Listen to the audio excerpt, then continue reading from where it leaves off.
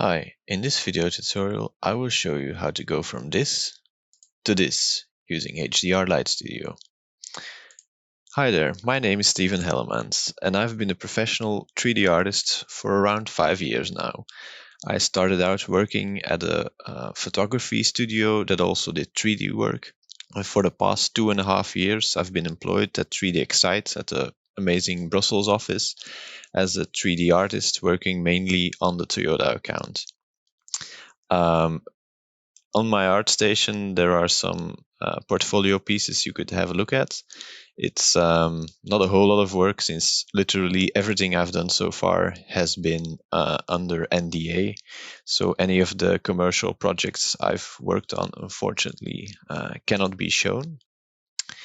So in this tutorial, I will explain how I go about creating an exterior lighting for a car using HDR Light Studio and Blender. So if you want to follow along, just go to lightmap.co.uk and then under Connections, Blender.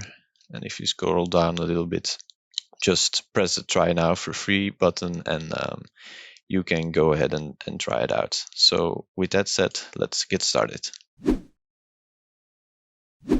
To start this tutorial off, I quickly wanted to show you first which 3D model I'm using and where I got it from. Then together we'll have a look at some pictures to define sort of the lighting style and the sort of image I'm going for. And then I will share with you some tips on how I set up a project before I start lighting and how I set up HDR Light Studio. So for the model, I'm using the Ferrari 550 Maranello from 1996, modeled by Louis Lara. It's quite a great model, and if you want, you can purchase it from his ArtStation store. I did remodel the rims and added my own materials. But for example, for the indicator and the sidewalls, I did use his textures. So it's really a great model. When we have a look at some of the images online, I think that's also very useful to do that before you start lighting to really get an idea of what the car shape is like and what it looks like and what works and what does not work.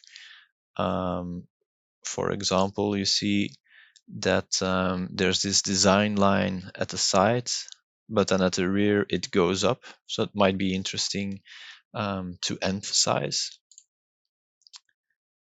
Yeah, that's also interesting. This is like an old vintage photograph to see how they made studio lightings yeah, tens of years ago. Also defining that side.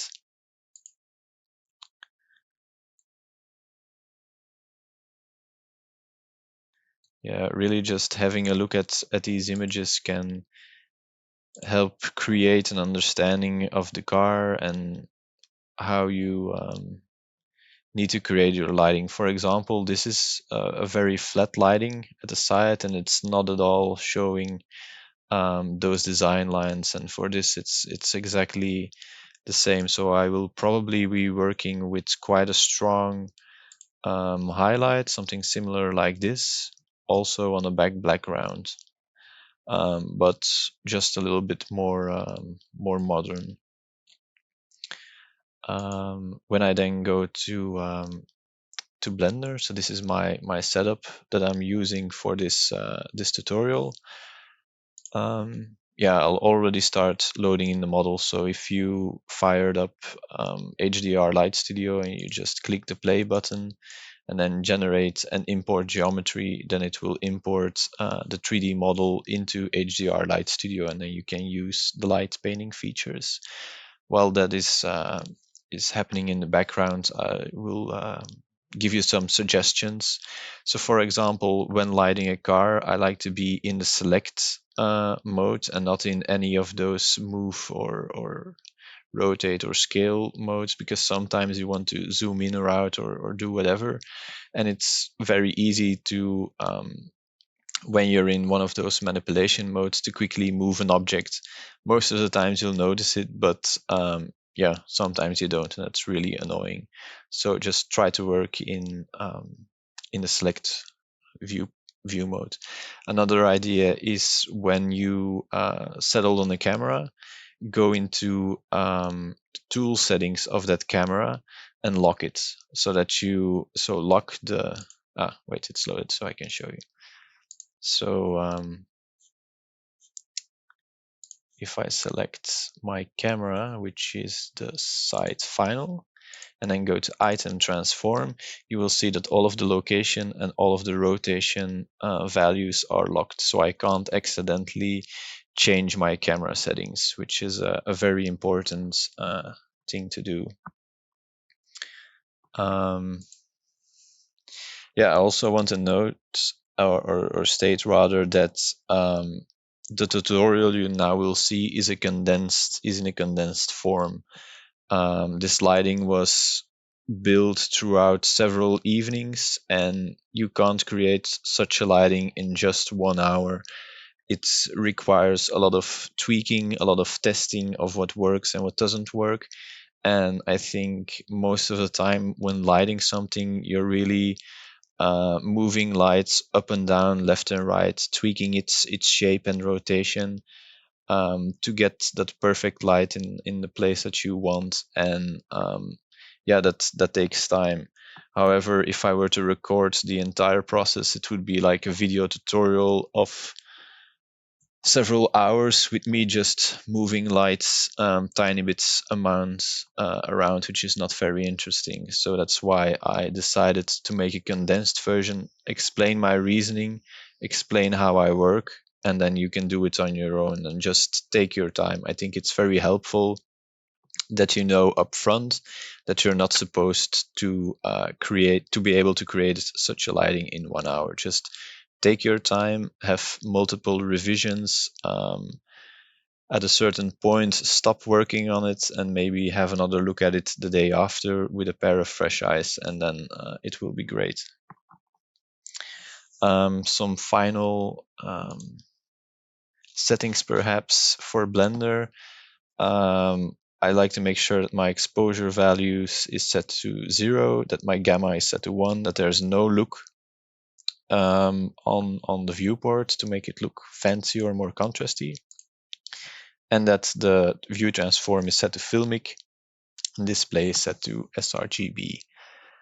Yeah, the setup of HDR Light Studio itself, I've dragged several panels around so that I can show you clearly what I'm doing during this tutorial. But yeah, normally I work. So this was a layout that I especially made for this tutorial, but normally I just work in standalone mode, which looks like this. And since I have an ultra wide monitor, I can put this at the right of the screen and then Blender at the left of it. And if you are really serious about 3D and especially product visualization and lighting, then I can definitely recommend getting an ultra wide or 2 monitors to be able to work more efficiently. Yeah, and perhaps the first step to do whenever you start a lighting is just invert the gradient so that you have a nice gradient from the top to the bottom. And then when you play with these settings for the alpha ramp and maybe boost the brightness a bit, then you already can very quickly see what are some of the most important shapes. Let's just tweak this a bit.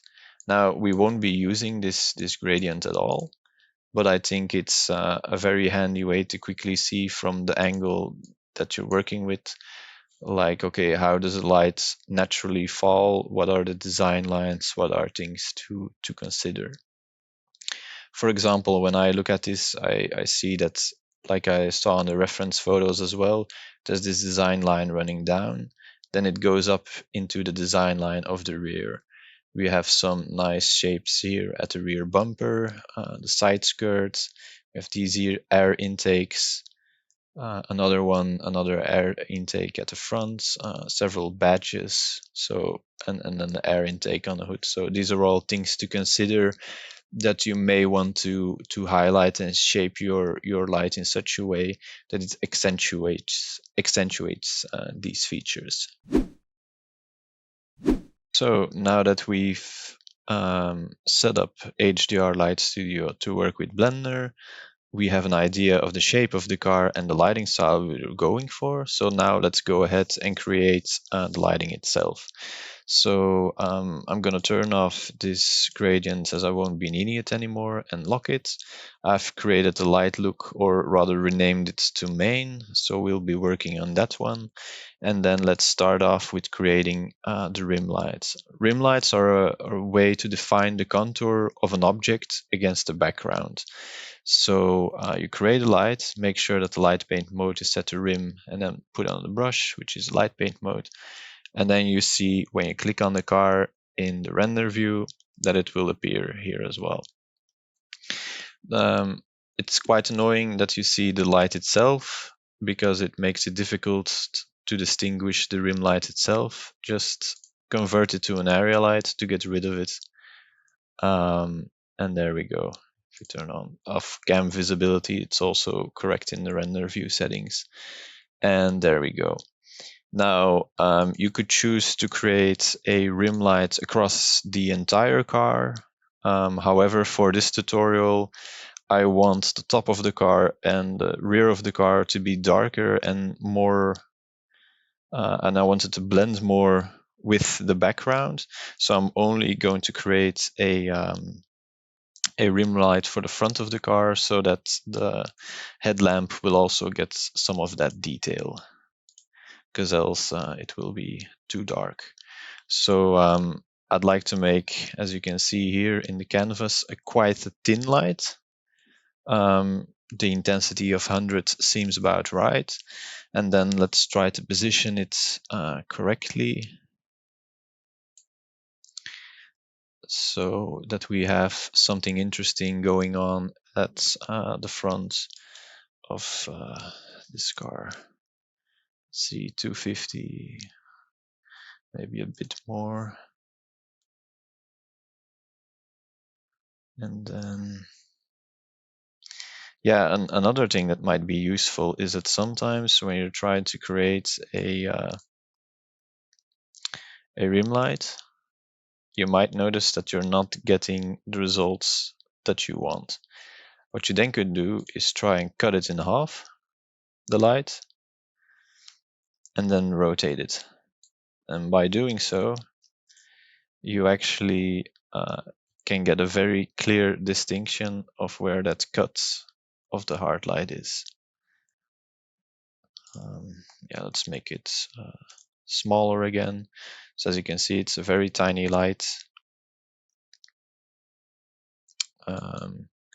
Yeah, the dolly multiplier actually moves the light closer to the car, which is perhaps also good to know. Or it's only for area lights. So Smart Dolly works by moving an area light closer to the car or to the object. And, maybe something like this.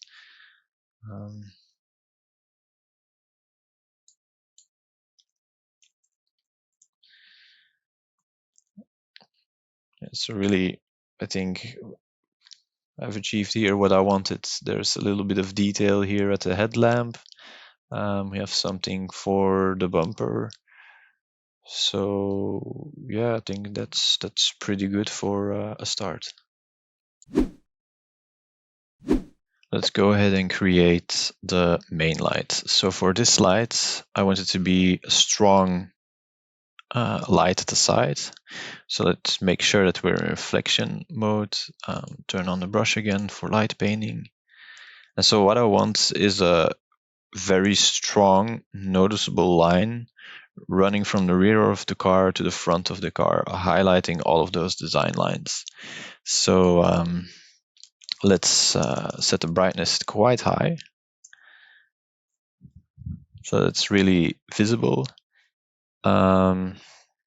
What I also like to do in this instance is set the bulb width to the maximum so that we have a very broad light.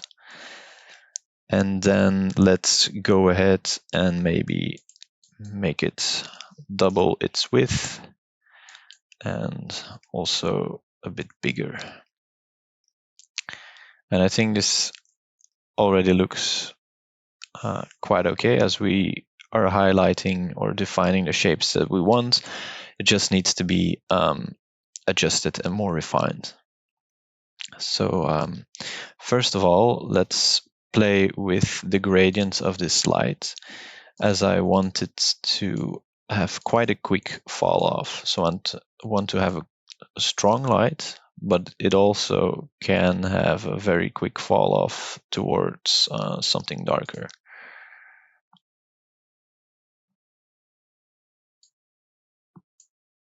Maybe a bit more.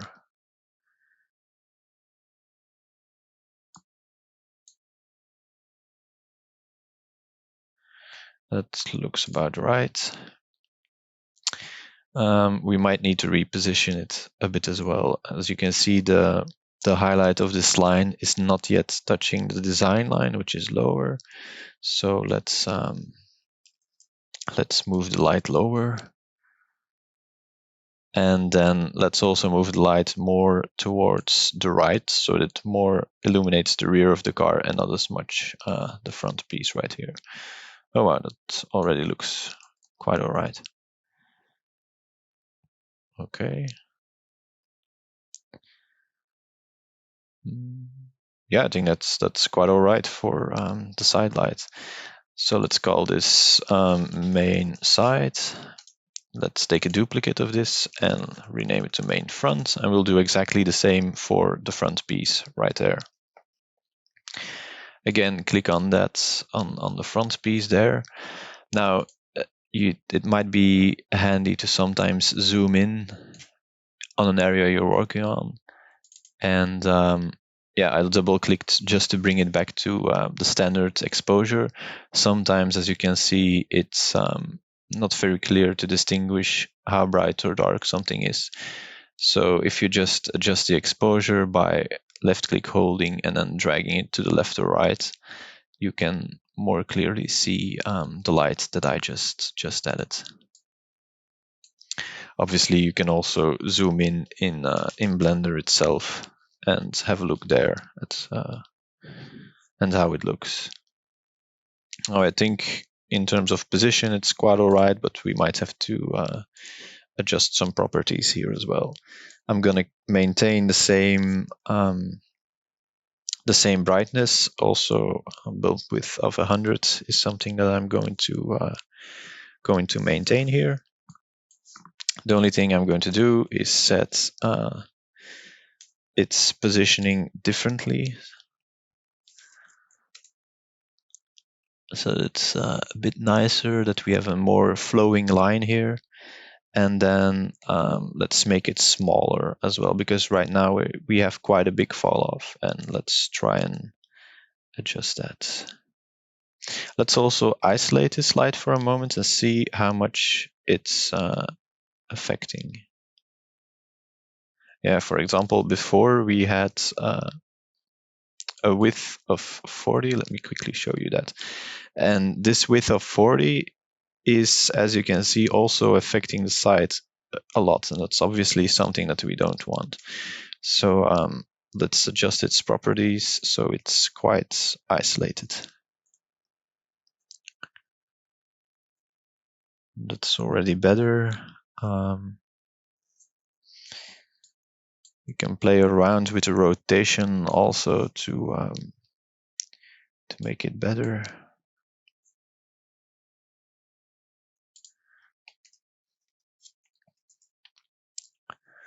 I really want to have it a nice flow here. Okay. Yeah, sometimes you can also play with the handles a bit to see where it gets positioned.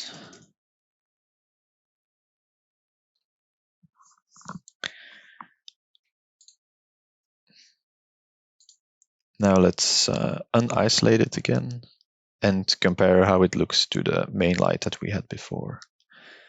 Yeah, I think if we compare the two lights now, we see that this has a bigger light area than this, right? It's so let's adjust the curve here. Let's bring this back a little bit so that the fall off is a bit bigger of that light.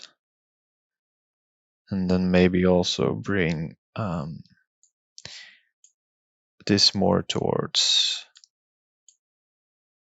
so that that shape is also bigger.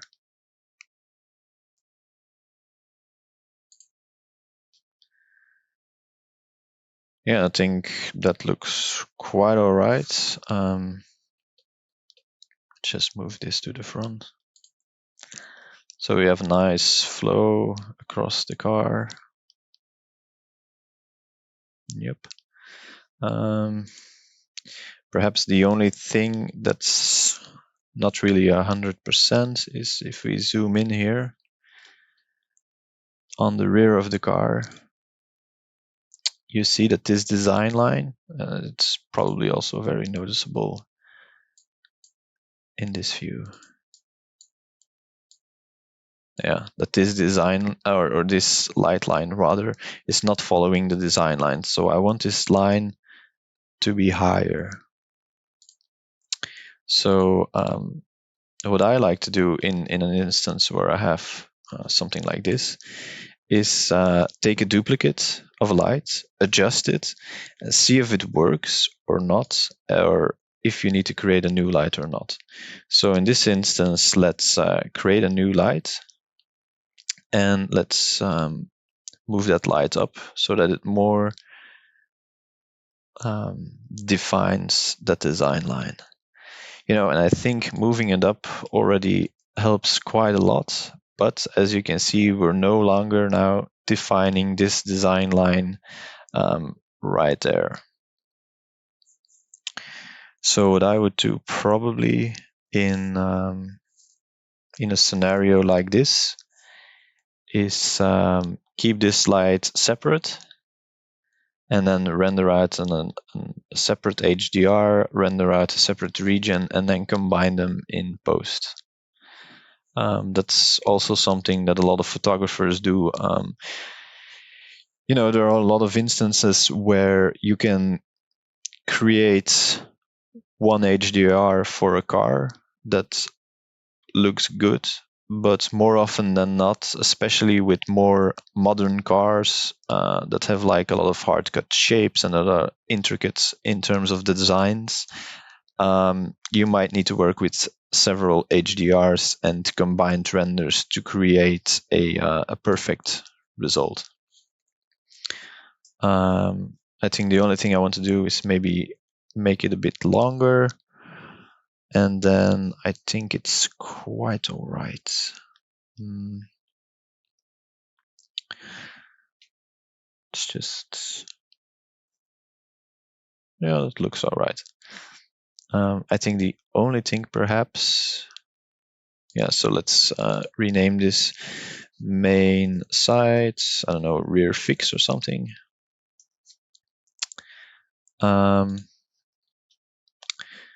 But I'm not sure. I think I saw something. Let's zoom in here.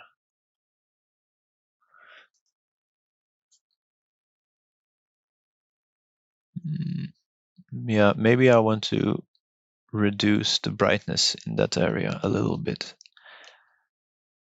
Yeah, especially there as well. Okay, so let's switch lights again. Let's hide this for the moment. Give it like a red arrow and lock it so that I know that later on I have to come back to that light. And let's now add light to soften that rear area.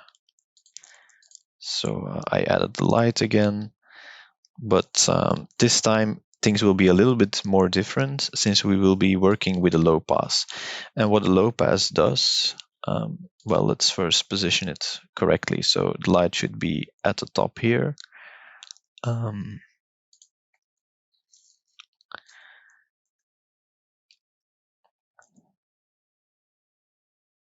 Yeah, it can be quite big, as it's also going to be a quite soft light.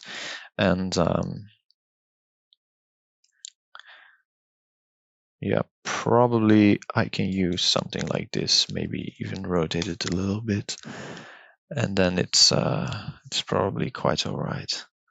So in this instance, let's just turn off the outside light and switch its blend mode from add to low pass.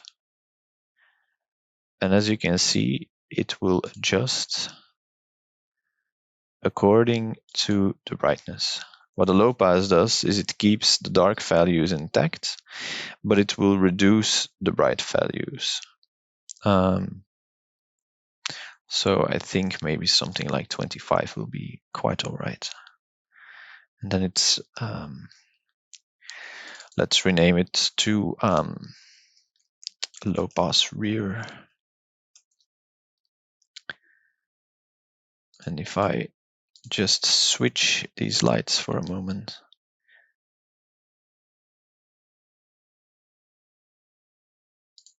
So this is before, this is after, no, wait. So this is before and after. So it makes it a bit darker, a bit nicer. Okay, that looks good.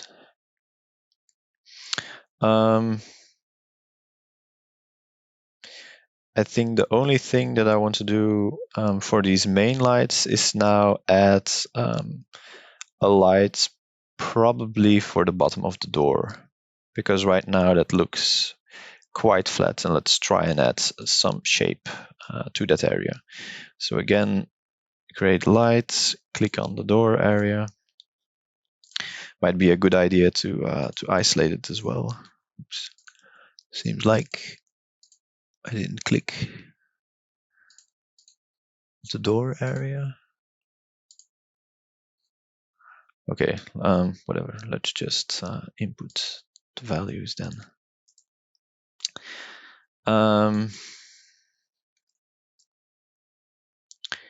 Yeah, so something like that. It can be quite wide, and then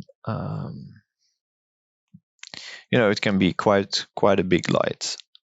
Let's also give it some width, but perhaps not 100, because as you can see, 100 makes the edges of the light quite harsh. In this instance, let's set it to 50 so that it's not as hard as before. And again, play with the curves as I again want to have some sort of quick fall off.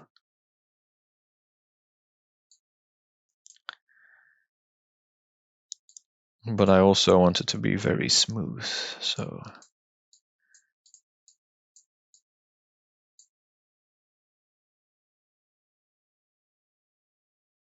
yeah, perhaps something like that looks quite all right, I think. Let's see how it looks in its entirety.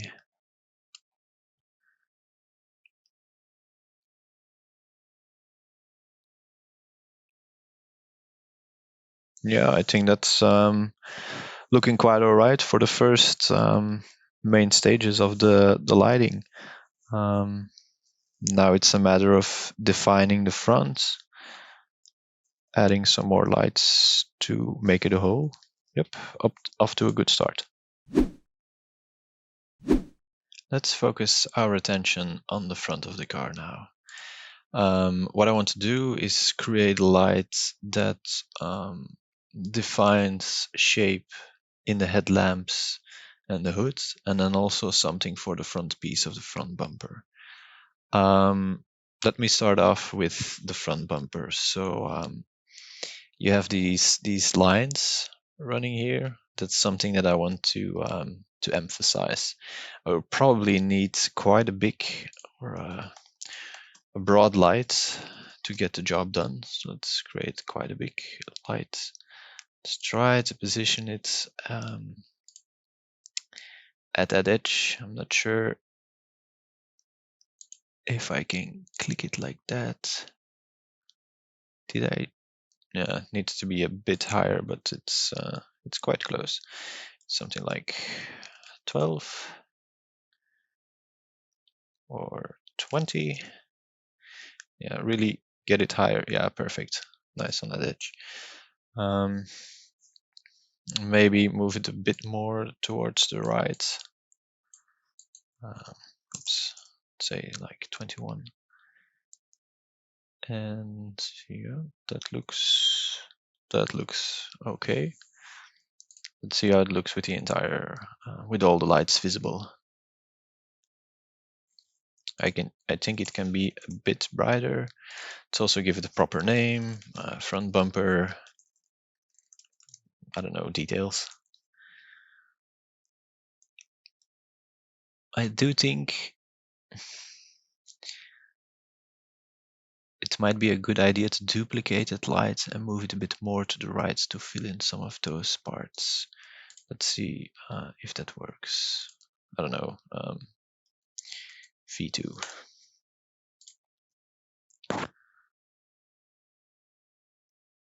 So let's make both of them visible, but let's bring this one more to the right.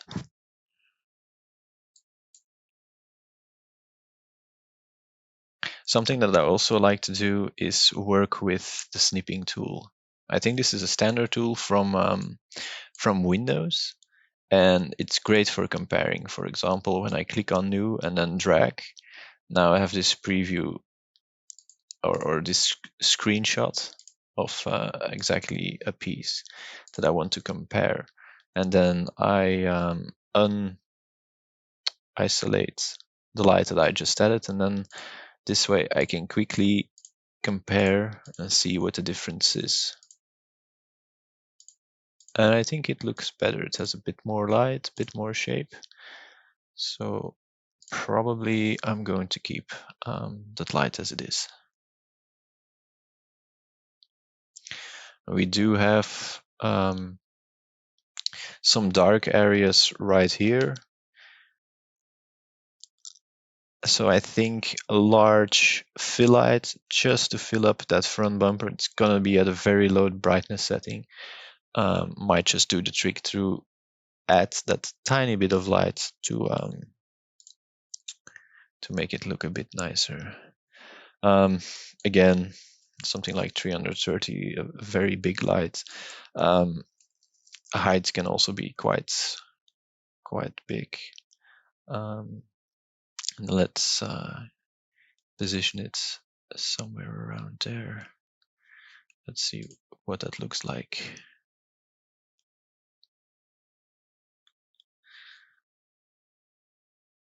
I think it needs to be more along the lines of something like that, and perhaps lower as well.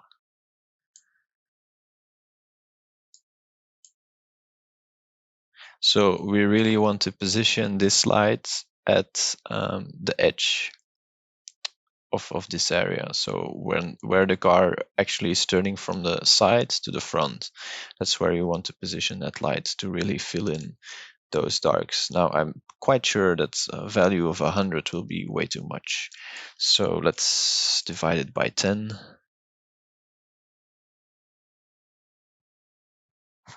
Yeah, I think that's better than what we had before. Is my bottom light visible?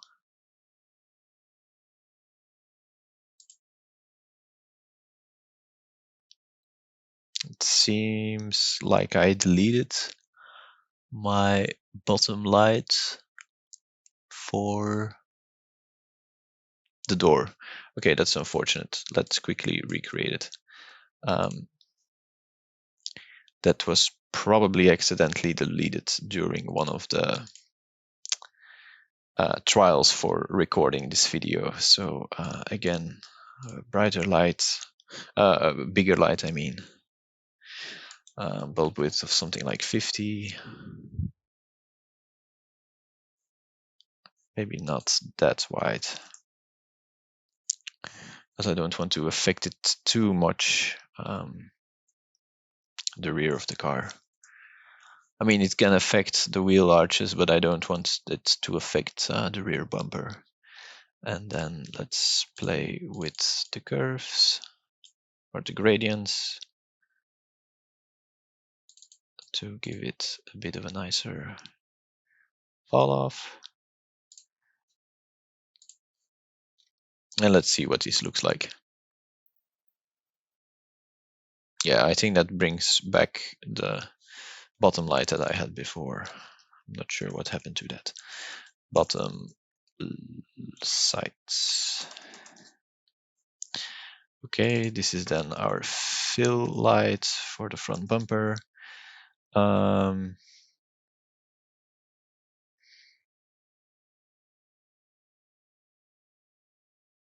Yeah, then we obviously will need something for the top piece of the front as well, because that is still quite dark. So let's add another light. Let's position it at the front of the car. Yeah, that's way too big, way too soft. So we will have to do some adjusting as well. Let's see if I move the light up. I want it to define more shapes. I don't want this washed out light over the entire top of the car. So something like minus 48. And then let's boost the brightness. That's already looking better. We're getting quite a nice line across the headlamp and the hood. We're defining the light, the shape of the air intake. You have something interesting going on there. This is quite an annoying reflection, but yeah, that's easily retouched in Photoshop. So I think that's all right as well. Only thing maybe is making it a bit bigger. And then again, playing with the gradients, because right now it's a bit too soft. I think the light could use a bit more contrast, a bit more punch. And we can do that by adjusting the gradients once more.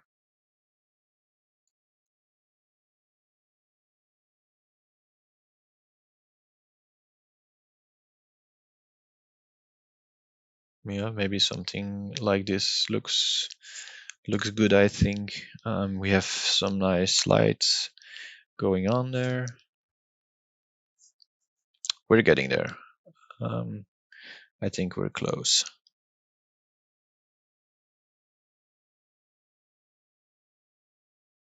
Okay, let's the only thing that's left to do for this main lighting is create a sort of light that boosts everything in that area. And we can do that with the amplify blend mode, which will amplify the light that is already there. So let's make it 400. So, it packs a punch. Position it again at the top.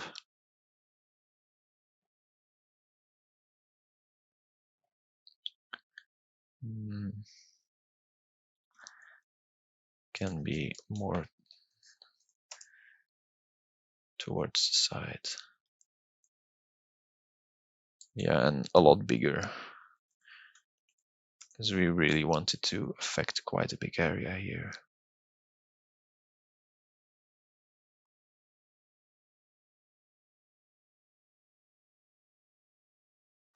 I think that looks good. We have that reflection on the headlamp is quite nicely boosted. We have some interesting things going on here.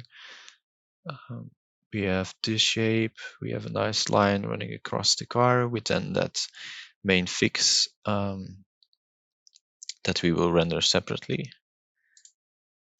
All that's left to do is give them a correct name. So amplify front, and this is then the headlamp hood light or something.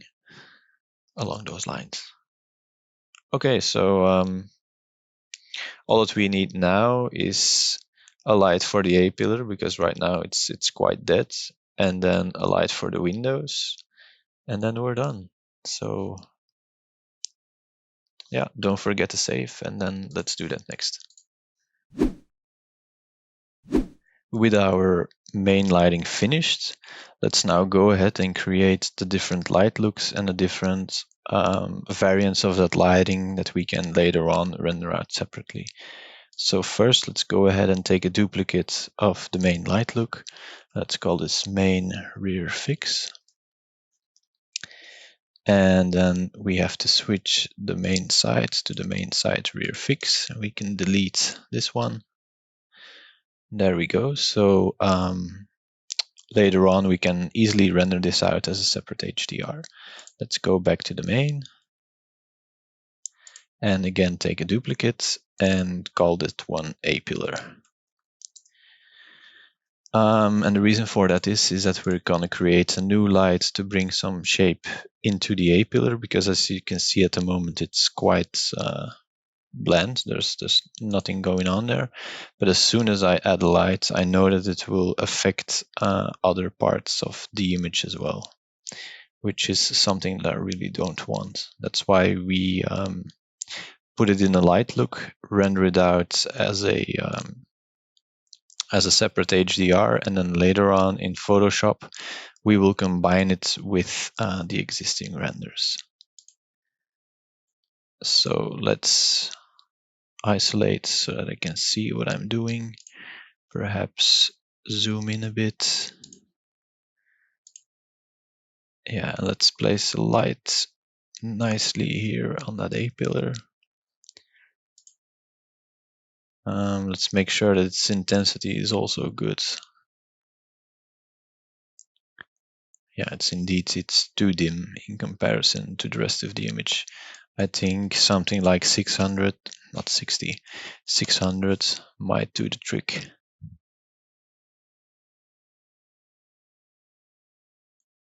Let's see if we need to play around a little bit more with the position.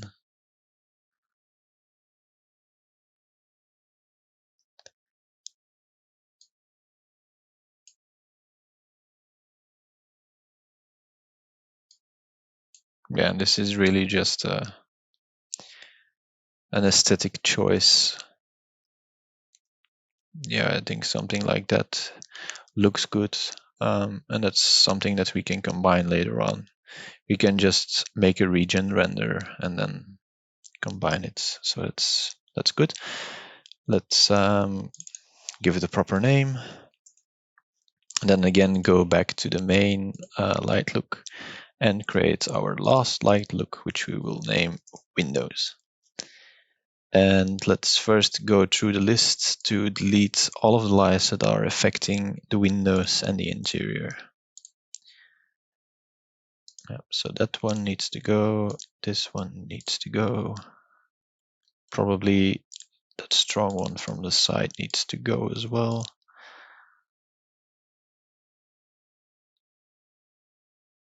Yes, it does. Does the main need to go?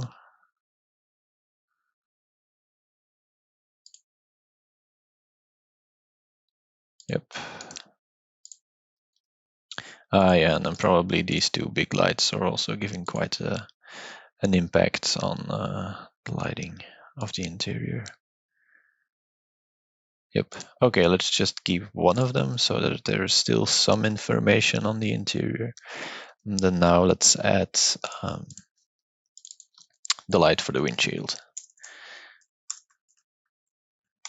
So the idea here is that you create quite a big light that later on we will rotate so that we can have a nice gradient from the top right to the bottom left. So we will create a small but long light that then has a gradient in that direction.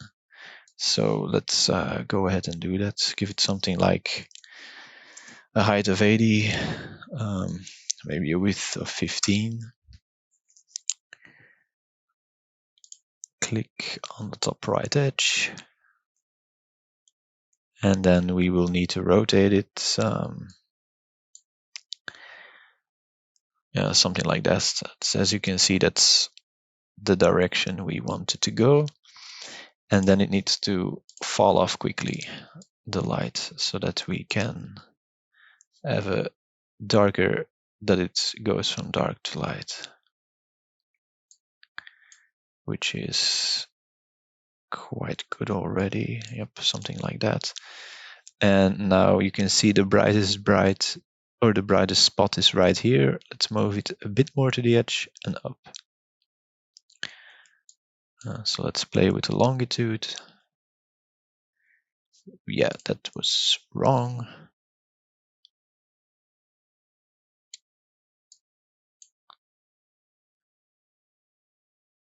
That was a bit much. And, it's also always a matter of slight tweaking and adjusting. We're quite close. Let's play with the U and V handles to see if we can get it better. Yeah, I think that looks quite nice. That bright spot is nice here in the corner, and then it falls off, or the fall off is quite nice towards the bottom left. Yeah, it looks good. I might need to come back to adjust the brightness, but let me first do the side window as well.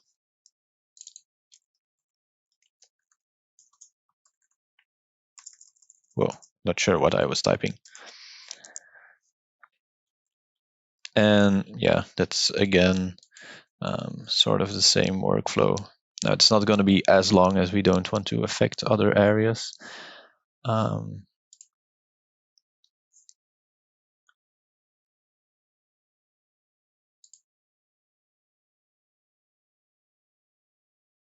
Yep, something like that. Again, adjust the curve or the gradient.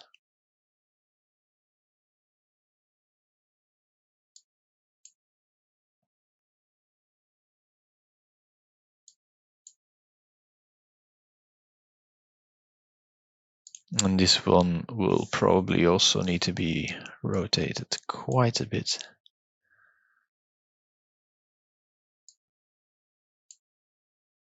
And yeah, it will also need to be moved up.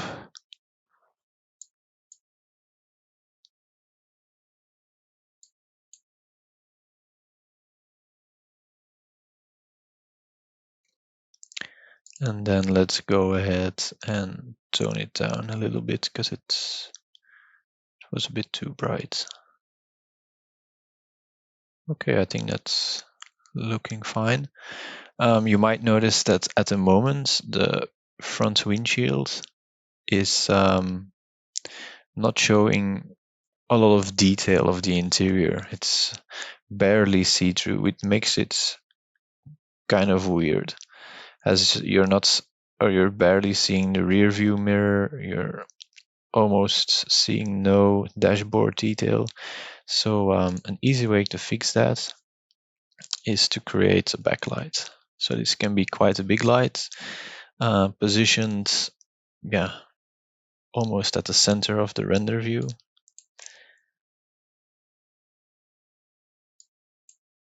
So something like that. Now I don't want it to affect the windshield or the front glass here too much. So let's move it back to the right. It's just really there to help show the interior details a bit better and to show some of the contours of that. Obviously, this is way too intense. We want it to be subtle.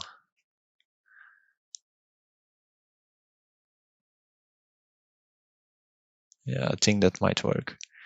Now, one cool thing is if I take a screenshot of this, and let's then turn that backlight off. Here you can see the difference. So it does show a bit more detail. But again, an aesthetic choice.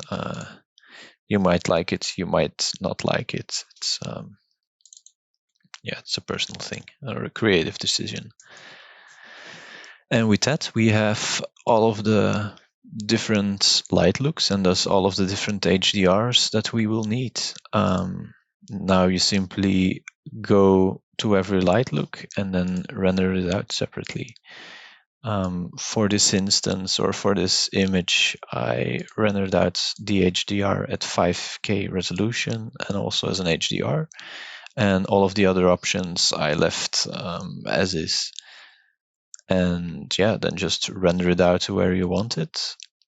And in the next chapter, I will show you quickly what I additionally did in Blender, and then everything can be rendered out, and the final post-processing can start. I also wanted to show you quickly what the final scene looked like in Blender before I rendered everything. So I have added a ground plane and then added a spotlight, which is illuminating the ground a little bit in front of the wheels. And it also gives some nice highlights and lights across the front of the car. Additionally, I used view layers to render out most things. So for example, for the grounds, I have a view layer in which the collection of the Ferrari is set to indirect only, meaning that the Ferrari itself won't be visible, but it will be casting its shadow onto the ground, as you can see right here, which is very handy in post because then you have only the ground available to work with. I did the same for the Ferrari itself so that the influence of the ground plane was visible in the car. So I actually rendered 3 versions of the car. One where the ground plane is turned off and where the spot is also turned off. Then another one where the ground plane is visible, and then another one where both the ground plane and the spot lights are visible. And then in Photoshop, we'll combine everything and make it look pretty. One important thing to note is that when rendering out the separate HDRs, you can't put that in a view layer, or not as far as I know. So what I did is I rendered everything out using the main HDR, and then for those smaller pieces of the windows and the A-pillar, I just dragged a region render, reconnected the HDR to the correct output, re-rendered. It took like 10 minutes, and then you have everything you need. One last important thing to note probably is that if you're using Photoshop and you're using quite a lot of passes, then it's a good idea to save all of your passes as a multi-layer EXR, and then you can use that file to load in all of your passes. And for example, all of the crypto mats and all of the EOs and things like that into Photoshop using the OpenIO plugin to load everything correctly. But your final renders, your beauties, they need to be saved as a 16-bit TIFF, because if you save it as a 32-bit EXR, then it will look differently in Photoshop because it's not importing it correctly. Okay, welcome to the final part of this tutorial. I also wanted to share with you quickly the workflow I have for post-processing an image. What you see right now is the final render. And with just a little bit of work in Photoshop, we're going to bring it to the next level by adding some mood and adjusting some things. Now, again, I'm going to keep it very brief as this is not the main point of this tutorial. So as you can see, we have our render of the background, which I faded out, combined with a black solid color, added some smoke for variation and a gradient at the front to make things a bit more interesting. Then for the car itself, we have the main render. Yeah, unfortunately, I rendered it out with the windows hidden, but since I will be adding another render for that part, it doesn't really matter that much. On top of that, we have the same main render, but with the ground plane visible, which is going to show a little bit more light at the bottom of the car and just integrate it a little bit better. And then there's another render for which I added the spot that's not only illuminating this piece here on the ground plane, but also gave some night highlights on the car. So I decided to keep that and bring that into this image. Then we have the main rear fix for the car. So it's a adjusted light that now nicely follows the design of the Ferrari. As you can see, it's quite a bit darker than its surrounding parts, so I added an adjustment curve to better blend it. Then we have the render for the A-pillar, the render for the windows, which I made a bit darker, and then the retouch layer, which just, as you can see, consists of retouching out some pieces that annoyed me. So we have that reflection here at the front that I painted out in Photoshop, and then here I blended it better as well. That's transition. Then I took a stamp from these two folders, converted it to a smart object, and applied the camera raw filter, with which I, added a bit more clarity, a bit more texture, a bit more contrast, and really made the image more vibrant. And then I did the same on top of that, but this time it was for the mood and for the colors. So I introduced some green in the darks and really played with the color a bit to make it a bit more interesting. I also added the mask of the car because as you can see, when I turn it off, it's affecting the car way too much. So I added this mask to tone down how much it affects the car. And lastly, there's an overall folder, which I will quickly go through with, again, some final adjustments to really finish up this image. So there's a brightening of the floor, a dodge and burn layer for the tires, then a little bit of reduction of the contrast. The car paint, I felt this area here was a bit too dark compared to its surroundings, so I brightened up that midtones. And then made the light line here at the front a bit sharper and more in line to what we have at the side. The air intake was also a bit too bright in my opinion, so I toned that down a little bit. And then I have something of the interior, if I just zoom in 100%, something of the interior peeking through here. Yeah, so just recolor that as well so it's no longer noticeable. Again, tone down the back piece of that window a little bit to make it less distracting. And then added a bit more light here near the A pillar for the window. And then the last two to really finish it off are some flares that were added at the highlights, and then a boost again for the background. And that's pretty much it. I hope you found this tutorial helpful, and yeah, I look forward to seeing what you can produce with this knowledge.